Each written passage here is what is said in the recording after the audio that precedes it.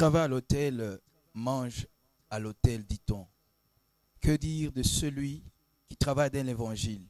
Voilà la question fidèle de notre chaîne. Nous voulons tenter de comprendre la réponse à cette question. Et pour vous, nous allons inviter à recevoir l'homme de Dieu, le pasteur don de Dieu, Kaladi. C'est lui qui va répondre à cette question. Eh bien, il est là. Il est là pour vous parce que c'est un serviteur disponible, un serviteur humble, prêt pour servir. Il est là, le visionnaire des églises Bergerie des Dieux, terre promise. Eh bien, la question est posée. La question est posée. Celui qui travaille dans l'évangile, doit-il manger de l'évangile? Voilà la question. Je me tourne vers l'homme de Dieu. Bonsoir, papa représentant. Bonsoir, bien-aimé. Merci pour votre disponibilité parce que nous avons 2-3 questions à vous adresser afin que le peuple qui nous suit soit édifié. Nous parlons de la vie de l'Église dans sa conception.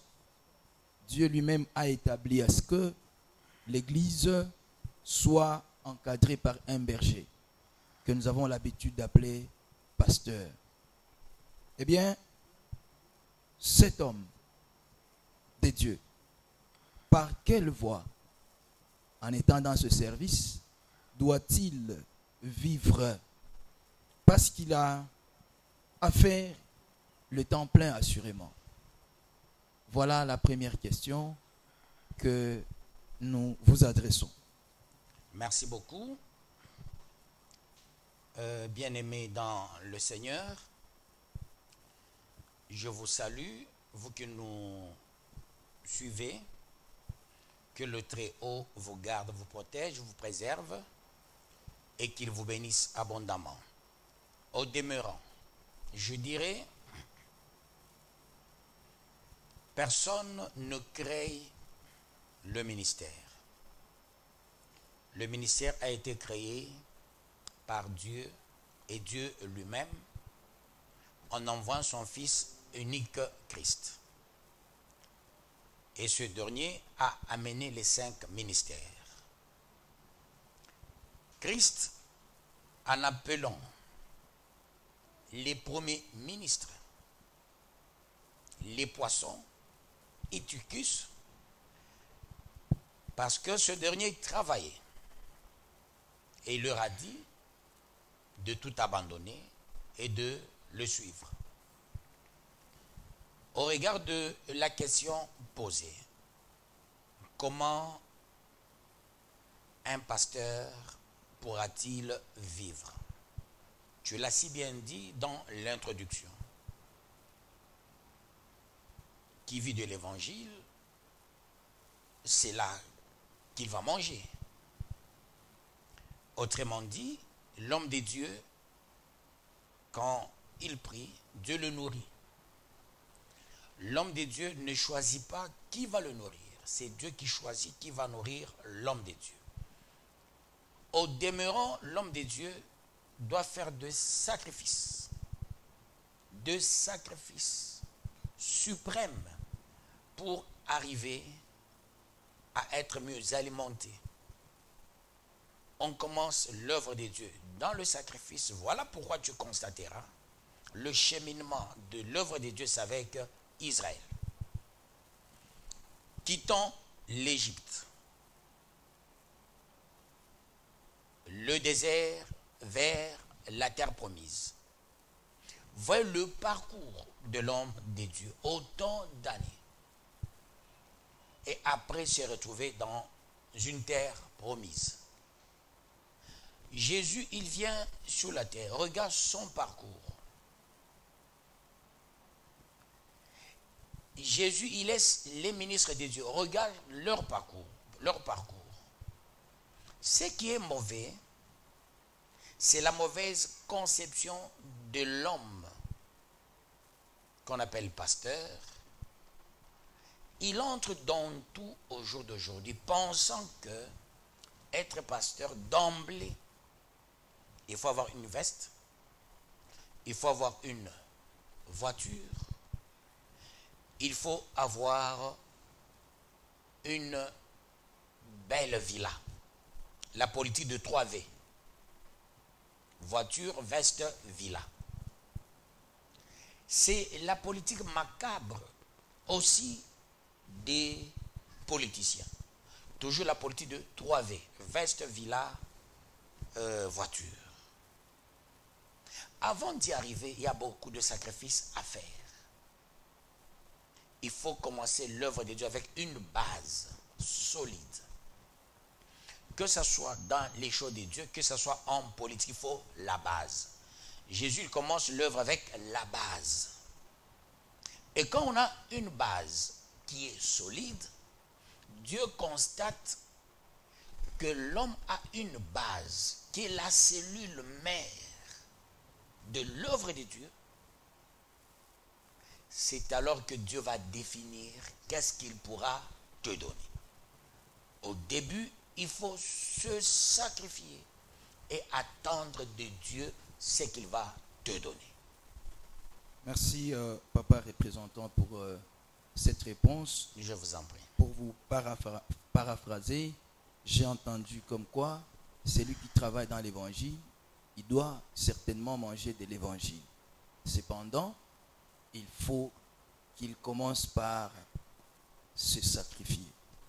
Il faudrait qu'il commence par se sacrifier. Eh bien, la deuxième question, de nos jours, vous allez me donner raison parce que ça s'est fait voir presque partout, ce sont les hommes de Dieu, en tout cas, qui sont en train de souffrir. Permettez-moi que je le dise clairement. Ils ne mènent pas une meilleure vie. Et alors, de cette manière-là, quelles en sont les causes?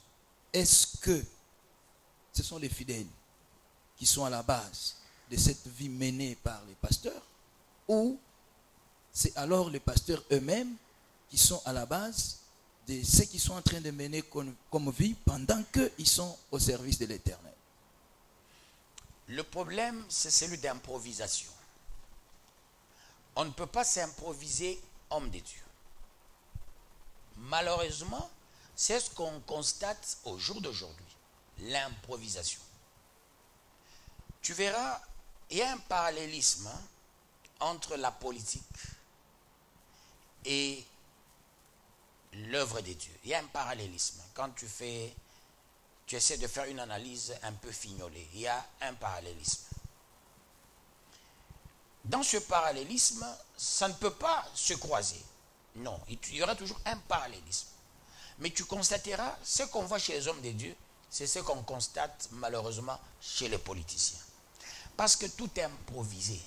Avant d'être pasteur, il faut se poser la question, qui a fait de toi pasteur? Ça compte. Qui t'a déclaré pasteur? Ça compte.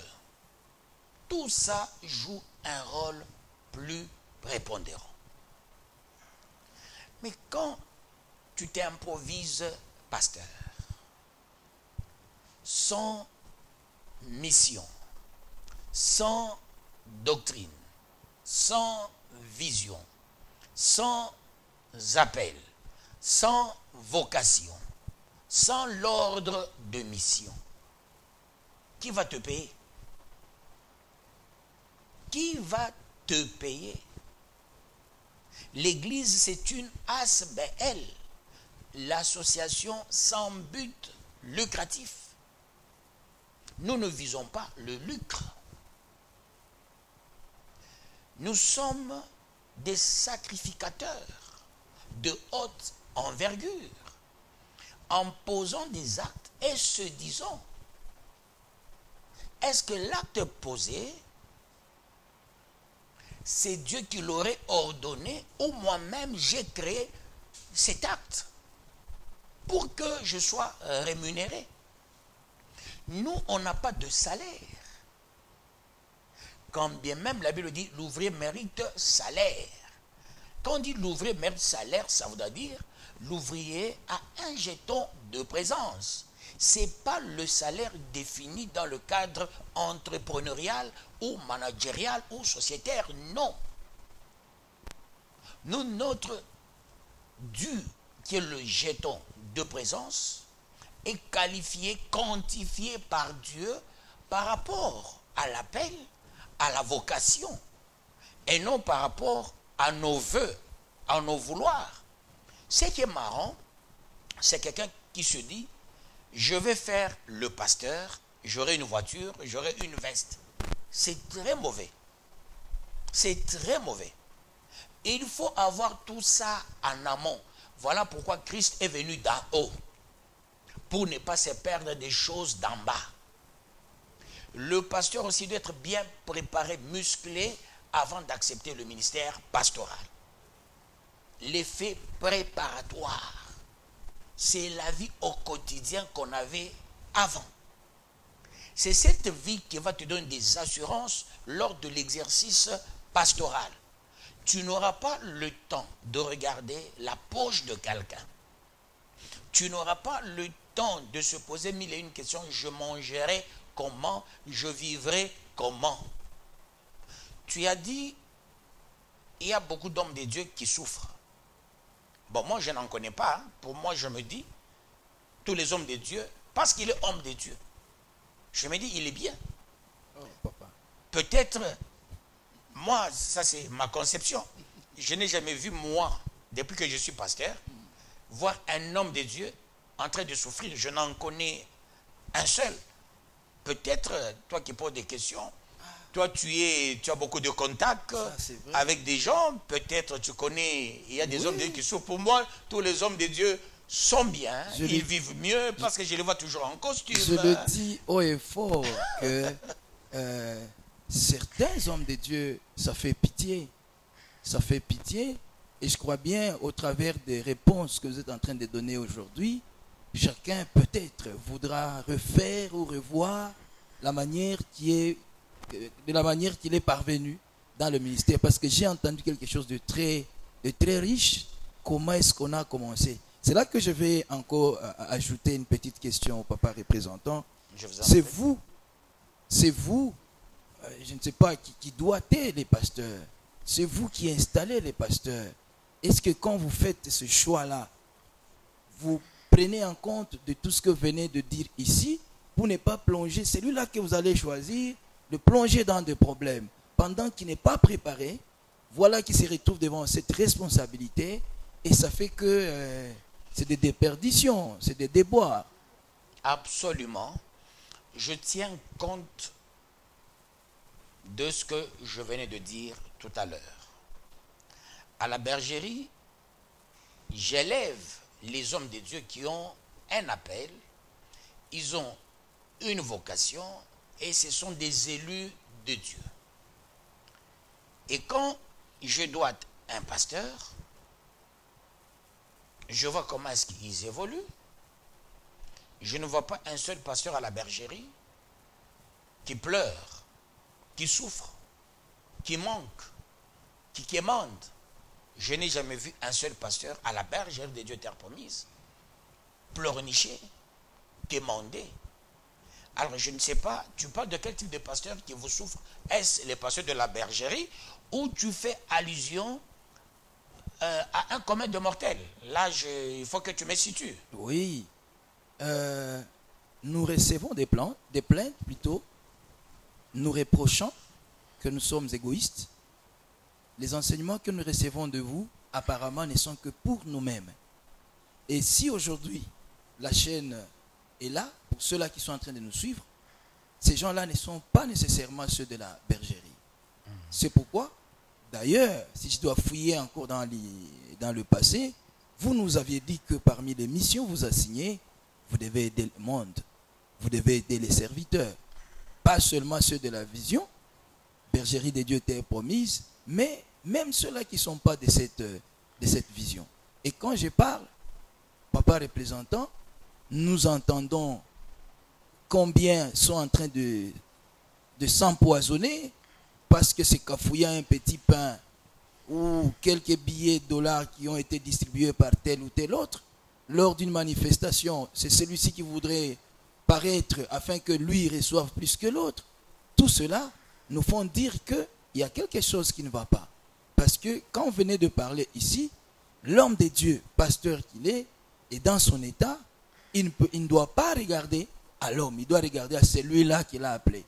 Mais qu'est-ce que ne constatons pas? Voilà pourquoi je suis en train de brandir cette question. Peut-être qu'à la bergerie des dieux terre promise, assurément, il n'y en a pas ce genre de serviteurs, mais au moins dans les communs du mortel, c'est le cas. Votre mot les aiderait aussi. Ah bon, dans ce cas, je vais étendre alors la question posée.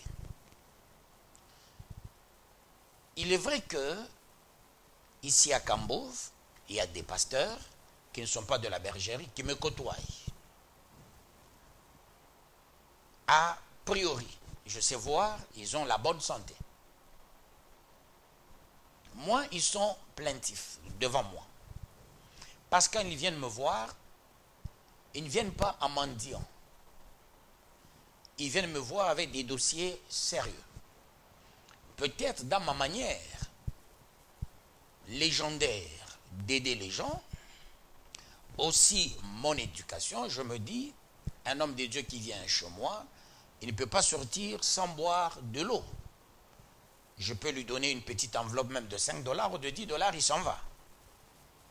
Mais je n'ai jamais vu des hommes de Dieu plaintifs. Néanmoins, j'entends parler. D'une manière générale, il y a un cafouillage. Parce qu'on manque le leader. Dans chaque structure, il faut qu'il y ait un leader. Dans notre pays, c'est le problème que nous avons. Quand tu regardes l'Église catholique, ils ont un leader, c'est le pape.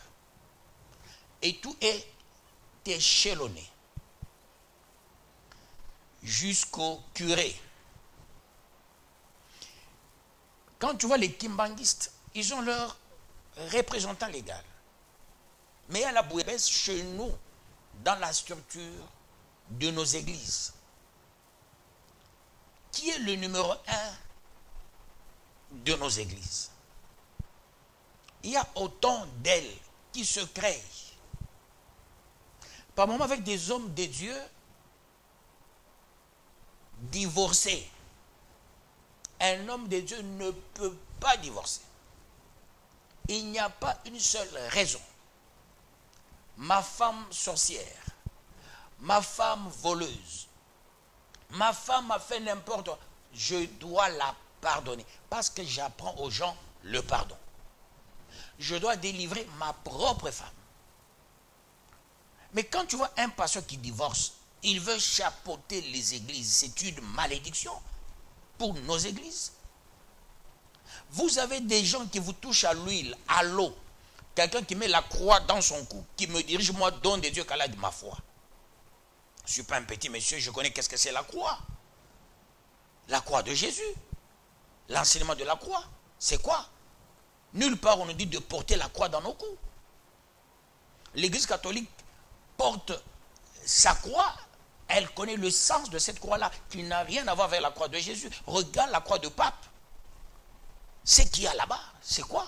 Regarde les bagues qu'ils ont. Et ils ont leur doctrine. C'est la leur. Mais tu vois, quelqu'un veut chapeauter nos églises, quelqu'un avec une croix, avec une calotte, avec une toge, me diriger moi? Non, ça je refuse. Ça je refuse. C'est ça le problème de nos églises. Aussi le problème de l'État. Un pasteur ne peut pas vivre tout simplement avec les dîmes, les offrandes. Non. Il y a aussi les subsides de l'État. J'ai dit dans la prédication hier, tu vois, tout ce que nous posons comme geste, conformément aux droits fonciers, et vous verrez les services de l'État devant nous. Cherchez quoi? L'argent. À nous qui représentions Dieu, eux qui représentent l'État, ils viennent demander nous l'argent. Maintenant, on aura des conseils communaux et autres. On comprendra comment ils vont commencer à pondre de décisions comme au temps de Mobutu. Ce serait une meilleure des choses pour prendre certaines décisions. Par exemple, à Kambov, l'administrateur du territoire a, dans ses prérogatives constitutionnelles, a le droit de prendre certaines décisions, nous allégeons la tâche. Il y a le gouverneur, dans ses prérogatives, il a le droit aussi de nous alléger la tâche. Ils n'ont pas ces droits, malheureusement. Ils n'ont pas ces droits, malheureusement. Certains, c'est en français, je dis, certains, c'est lui qui est concerné, je m'en fous. Je dis bien certains. Le problème, on t'élève quelque part, c'est pour avoir 2 femmes, 3 femmes, 4 femmes, 5 femmes, malheureusement. Je dis bien certains. Si tu te sens concerné, je m'en fous. Si c'est toi, change. J'avance pour la gloire de Dieu. Quand on t'élève quelque part, c'est pour se poser la petite question, que dois-je faire des hommes de Dieu? Quand vous voyez un homme de Dieu en train de souffrir, mais c'est l'État qui perd les points. C'est l'État congolais qui perd les points. J'ai écrit beaucoup et je dois encore écrire. Le président Félix, sur sa table, il a mes dossiers. Du temps de Kabila, les dossiers. Du temps de Mouzé, les dossiers. Avec Félix, je ne pardonne pas. Il est mon cousin, je le sais bien. On a lutté ensemble, je le sais bien. Il a lutté de sa manière, j'ai lutté de ma manière. Aujourd'hui, il y a le pouvoir. J'aimerais que ce soit un des meilleurs des pouvoirs. Ce qui est de mauvais, je condamnerai. Ce qui y a de bien, j'acclamerai. Il a dédié ce pays à Dieu. Mais que font l'État? Il ne faut pas que ça soit un peu de la démagogie. On doit être derrière le fait de décasser le pays à Dieu. Qu'est-ce qu'il faut faire? Il faut nous respecter, nous les hommes de Dieu, premièrement. Vous avez dédié le pays à Dieu. Ça veut dire, nous sommes les premiers des premiers. Et qu'est-ce qu'il faut faire? Il faut penser aux hommes de Dieu. Il faut qu'il y ait aussi des subsides de l'État pour que les hommes de Dieu se retrouvent. Mais toi, homme de Dieu aussi, avant qu'il y ait des subsides de l'État, qui t'a appelé? Il ne faut pas aussi se tromper. Tu as vu le robinet d'eau. Oh, je dois être pasteur. Qui t'a dit que tu es pasteur? Et quand on est pasteur, ce n'est pas pour se plaindre. Tu te plains, tu veux être comme tel. C'est ça le comble. Tout pasteur ne peut pas avoir une église de 1000 personnes. Tout pasteur ne peut pas avoir une église de 10 000 personnes. Non. Non. Tu peux avoir une église de 10 personnes. Si tu enseignes mieux ces 10 personnes, vous pouvez avoir des hélicoptères, vous tous. Le problème, c'est celui d'enseigner. Quand tu enseignes, c'est Dieu qui va te coter, toi, pasteur, avant de parler des subsides de l'État. Il te cote, il dit, celui-ci enseigne. Et non, un pasteur, il se met à la télé, il ouvre la télévision, il regarde des chaînes, entre guillemets, religieuses. Il voit une prédication. Au Québec, on adresse une prédication aux Québécois. Tu vois le pasteur de Kambov, il prend la prédication, il met le titre, aujourd'hui, nous allons voir le Saint-Esprit aux Québécois. Nous sommes à Kambov. Maintenant, une telle prédication, qui va te payer? Tu calques des prédications. Tu n'as même pas une petite inspiration. Dieu ne t'a jamais parlé. S'il y a quelqu'un qui t'a dit commence l'œuvre, c'est celui qui va te payer. Moi, je n'ai pas commencé l'œuvre. D'ailleurs, je vais te dire une chose. Je n'ai jamais envisagé, pas même pensé dans ma tête qu'un jour je serai pasteur. Sauf à l'église catholique. D'ailleurs, je vais modifier. J'avais parlé de Kabanga. Non, Kabanga, à la fois parce que j'ai parlé d'évêque Kabanga. Non, évêque Kabanga, c'était en 76-77 quand il m'avait reçu. Mais quand j'étais bébé, c'est un blanc. C'est un évêque blanc. Oui, c'est lui qui m'avait pris. Je suis allé me référer à un de mes dossiers. C'est un évêque blanc qui m'avait pris. Hein. Quand papa me parlait, et j'écrivais. Alors, c'est ça. Donc, bref, un pasteur ne peut pas souffrir. Nous ne sommes pas des pasteurs pour souffrir. Parce que notre mentor, c'est Christ. Notre sponsor, c'est Dieu. Et qu'est-ce qu'il faut pour que l'on ne puisse pas souffrir? Qu'est-ce qu'il faut? Il faut faire la volonté du Père. Tu vois, tu es pasteur, tu es tribaliste. Un pasteur tribaliste à fond. Un pasteur qui est dans des partis politiques. Un pasteur qui est dans des associations culturelles. Un pasteur, il est enseignant, on le corrompt. Un pasteur professeur corruptable et corrompu. Mais c'est ça la honte. Qui va te bénir? Tu es enseignant, tu regardes celui-là, il est Kassaïen, je donne 0. Il est Moussanga, je donne 0. Il est Moulouba, je donne 0. Il est Moukongo. Non. Nous, le problème de mosaïque n'est pas notre problème. En tant que serviteurs de Dieu, nous sommes les hommes de logique. Nous sommes les hommes qui doivent marcher dans la crainte de l'Éternel. Nous sommes les hommes qui doivent faire la volonté du Père. Nous sommes les hommes, nous devons, avant de prêcher, qui m'a doigté pour que je prêche? Et la leçon, c'est pour plaire à moi. Tu sais, le comble, c'est lequel dans certains serviteurs? Ils préparent une prédication. Il dit, aujourd'hui, les gens vont acclamer. On t'acclame, mais Dieu ne te bénit pas. Mieux vaut tu prêches, tu touches à des choses. Dans l'église, les gens se fâchent, mais Dieu te compte très bien. Tu es dans l'église avec les gens, quelqu'un qui a beaucoup d'argent. Il a 2 femmes. Tu ne toucheras jamais à l'enseignement des gens qui ont des femmes parce qu'il y a quelqu'un qui a l'argent. Ici à la bergère, ce n'est pas comme ça. Tu as des femmes, je parle de ça. Ouais. Tu déconnes, je parle de ça. Je dis toujours, jamais midi chez quelqu'un, si tu me vois, tu casses l'assiette. Parce que moi, je dois dire la vérité, rien que la vérité. C'est dans la vérité, là où nous nous ressourçons beaucoup. Nous devons être des hommes de Dieu, de la vérité, rien que la vérité. La vérité nous affranchit aussi et ça affranchit les Merci beaucoup, papa représentant. Je vous en prie. Je pense qu'on a eu la réponse à la question que nous sommes posée. Est-ce que l'homme de Dieu qui est le berger devra-t-il vivre de l'évangile? Eh bien, la réponse, c'est oui. Mais de quelle manière? L'homme de Dieu venait de nous éclairer et de donner toutes les pistes, ce qu'il faut éviter et ce qu'il faut faire. Je pense que chacun l'a entendu. Et là, ça marque déjà la fin de notre petite tranche sur notre chaîne, à moins que le représentant ait un dernier mot, peut-être. Le dernier mot, c'est celui-ci. Quand on taxe des mauvaises choses à un pasteur, nous tous, nous sommes mouillés. J'exhorterai mes confrères, pasteurs, soyons conséquents dans ce que nous faisons, soyons des irréprochables, marquons le temps, craignons Dieu, faisons la volonté du Père, nous tous. Ne voulons pas gagner le même jour. Attendons-nous tous le temps de Dieu. Le temps de Dieu est meilleur pour nous tous. Si tu vois ton ami pasteur avec une voiture, dis merci. Ce n'est pas qu'il te dépasse, toi qui n'as pas la voiture. Tu vois un pasteur avec une belle maison, dis merci.